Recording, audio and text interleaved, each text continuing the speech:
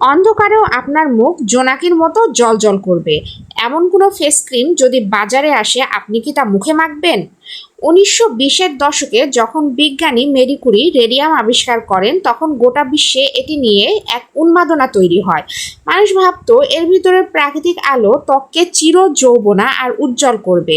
আর এই সুযোগে ফ্রান্সের থোরাডিয়া নামক এক নামী ব্র্যান্ড বাজারে নিয়ে আসে রেডিয়াম যুক্ত ফেস ক্রিম, লিপস্টিক আর ফেস পাউডার। কিন্তু তারা জানতো না রেডিয়াম আসলে একটি অত্যন্ত শক্তিশালী তেজস্ক্রিয় বা রেডিও অ্যাক্টিভ উপাদান। গ্লো পাওয়া তো দূরের কথা, এই মেকআপ ক্রমাগত ব্যবহারের ফলে নারীদের মুখের চামড়া পুড়ে যেত, মাথার চুল পড়ে যেত এবং তেজস্ক্রিয়তার কারণে তাদের মুখের চোয়ালের হাড় পর্যন্ত গলে যেত। ত্বক উজ্জ্বল করার জন্য কোনো তেজস্ক্রিয় উপাদানের বিশেষ প্রয়োজন নেই।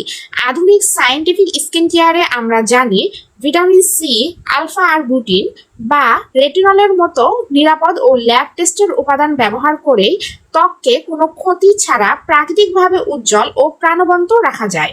তেজস্ক্রিয় ক্রিম মাখার এই ভয়ঙ্কর ইতিহাস আপনার কেমন লাগলো? 10 দিনের এই সিরিজের পরের এপিসোডগুলো মিস না করতে চাইলে আমাকে ফলো দিয়ে রাখুন।